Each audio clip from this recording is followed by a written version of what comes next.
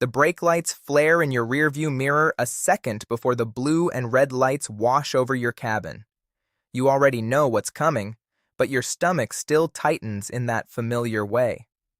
The road ahead suddenly feels longer, quieter, almost like everything outside your car has slowed down just enough for you to feel every second of what's about to happen. You pull over, engine still running, hands on the wheel, and for a moment, it's just you and the flashing reflection bouncing off your dashboard, waiting for the knock on the window. Have you ever been in a situation during a traffic stop where you felt pressured to allow something you didn't fully understand or agree with, just to avoid making things worse? Share your experience in the comments because what you've gone through might sound small to you, but it actually connects to something a lot bigger that most drivers never fully understand until they're already standing on the roadside, unsure of what comes next. And here's the part most people don't realize until much later. The request to search your vehicle is never just a casual question. It's a turning point in the entire traffic stop, and how you respond can quietly shift everything that follows.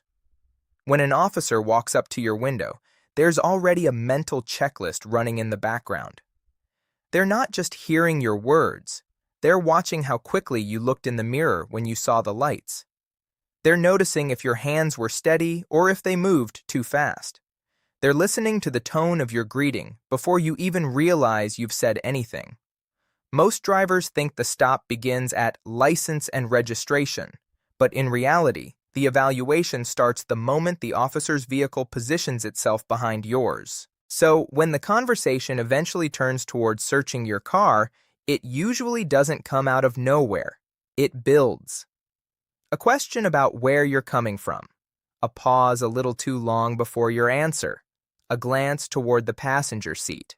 Maybe even a slight change in your breathing pattern that you didn't know was visible. And then comes the moment that defines this entire topic. Do you mind if I take a look inside your vehicle? That sentence sounds harmless on the surface, almost polite, but legally and psychologically, it carries weight. Because what most drivers don't fully grasp in real time is that this is a consent-based request. Under the Fourth Amendment, officers generally need either probable cause, a warrant, or valid consent to search a vehicle. And consent, once given, removes a lot of the legal barriers that would otherwise protect you. This is where drivers often get trapped, not by force, but by confusion, pressure, and the natural human instinct to cooperate when authority is standing right outside the window. If you say yes, even hesitantly, even out of nervousness, the search becomes significantly easier for the officer to justify legally. If you say no, things don't automatically end, and that's where the situation becomes more complex than most online advice makes it sound. Because refusing a search is not illegal. You are absolutely allowed to say no. But what happens next depends heavily on what the officer already believes they have observed. Now imagine this scenario. You're pulled over at night. The officer says they stopped you for a minor issue, maybe a lane drift or a tail light. Everything seems routine. Then they ask where you're coming from. You answer. They pause. They ask again, slightly differently. Then they ask if you've been drinking, if there's anything illegal in the car, if they can just take a quick look. You say no. At that exact moment, the tone can shift in subtle but important ways. Not always aggressive, not always dramatic, but measured. The officer might step back slightly, look into the vehicle again, and begin reassessing everything they've observed so far. This is where many drivers misunderstand what's happening. They think refusal should immediately end the interaction. In reality, refusal only removes consent. It does not erase suspicion if suspicion already exists. Officers are trained to build what is called reasonable suspicion, and if it escalates, probable cause. They are observing more than just your answer. They are evaluating the totality of circumstances, your driving behavior, your responses, any visible items in the vehicle, even the presence of passengers and how they are reacting. This is where psychology plays a major role. A driver who becomes overly defensive, overly talkative, or suddenly silent can all be interpreted differently depending on context. Silence, for example, is not automatically suspicious, but abrupt behavioral changes often get attention. A calm refusal is different from a panicked refusal. Officers are constantly distinguishing between those two states. Now, here's something that surprises many people. Even if you refuse consent, an officer can still order you out of the vehicle during a lawful traffic stop. That authority comes from long-standing legal precedent, and it often shocks drivers who assume the car is their protected space during the entire interaction. Once you are lawfully stopped, certain controls shift temporarily to the officer's discretion for safety reasons. So, picture it again. You refuse the search. The officer nods, says, "Okay," but then asks you to step out of the vehicle. This is where drivers often feel the situation escalating even when it is still technically routine. Standing outside your car changes the dynamic completely.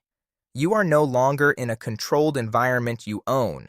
You are on the roadside, exposed, while the officer has visual access to your interior, your movements, and anything that might be in plain view. And yes, plain view matters. If an officer sees something illegal or suspicious from outside the vehicle, that alone can become grounds for further action. Refusing consent does not block what is already visible. There is also a common misunderstanding about passengers. Many drivers think refusing a search protects everyone in the vehicle equally, but passengers can be questioned independently. Their behavior, statements, and movements are all evaluated separately. If a passenger appears nervous or contradicts the driver, that can increase scrutiny, even if the driver has done nothing wrong. Now let's talk about something that rarely gets explained clearly. Why officers sometimes keep questioning after you refuse. It is not always about trying to pressure you into changing your mind. In many cases, it is about clarifying inconsistencies. Officers are trained to look for changes in narrative. If your first answer about where you were coming from doesn't match your second answer, even slightly, that inconsistency can shift the direction of the stop. Humans don't always realize how often small contradictions happen under stress. A driver might say they were coming from a friend's house, then later mention a restaurant nearby without realizing it. To the driver, it's harmless. To the officer, it becomes another data point in a larger pattern they are building mentally. This is also where many traffic stops become prolonged, not because of the refusal itself, but because the officer begins shifting from routine stop mode into investigative mode.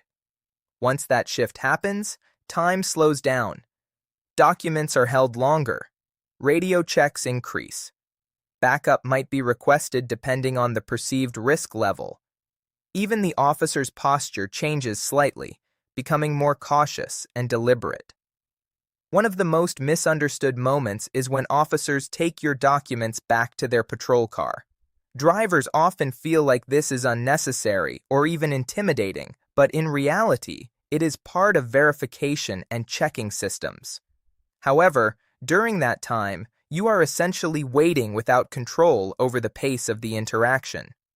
That alone creates psychological pressure, which is why many people feel compelled to fix the situation by becoming more cooperative than they originally intended.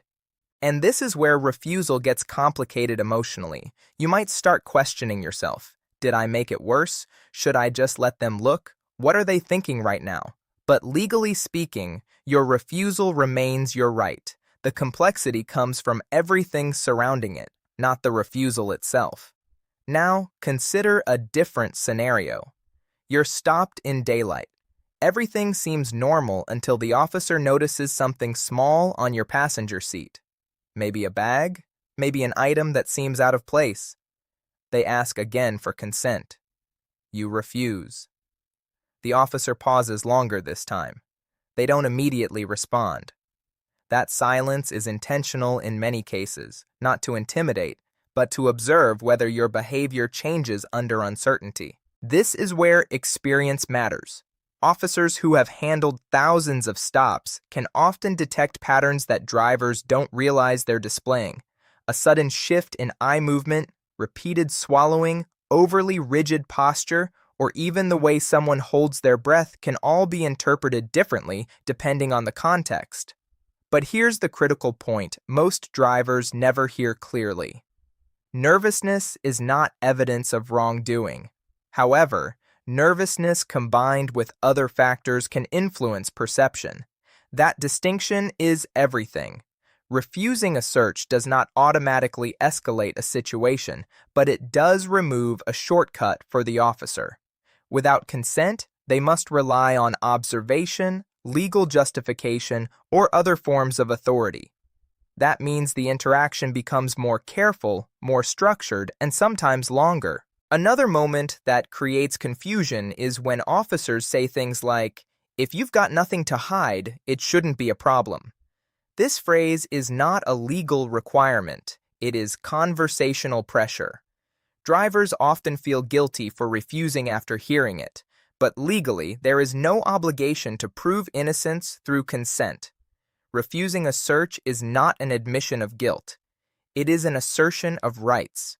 Still, in real roadside situations, emotions rarely follow legal logic perfectly.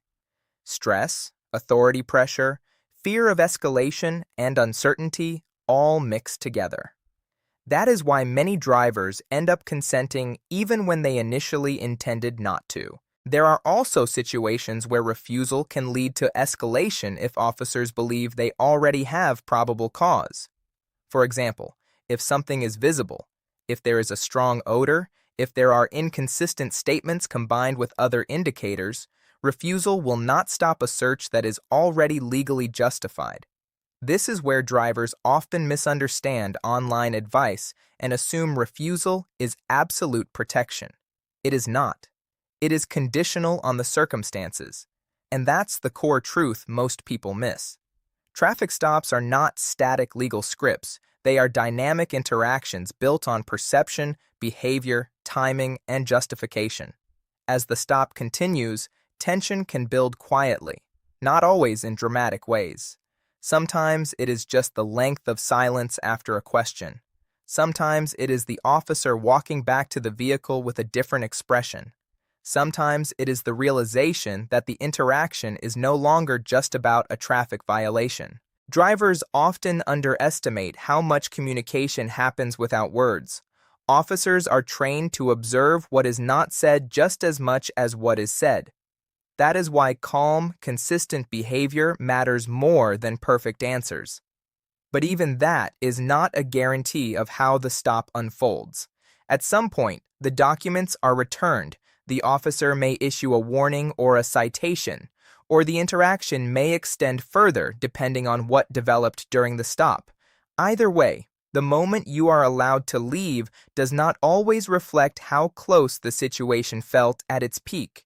And as you drive away, the flashing lights disappear in the mirror, but the mental replay often starts immediately. What did I do right? What did I do wrong? Could that refusal have changed anything?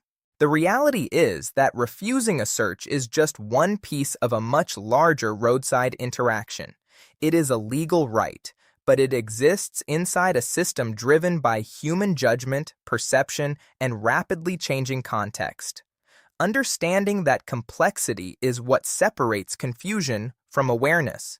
And the next time those lights appear behind a car, that moment of hesitation, that silent calculation before pulling over, might feel a little different because now you know there is always more happening in that interaction than what is being said through the window.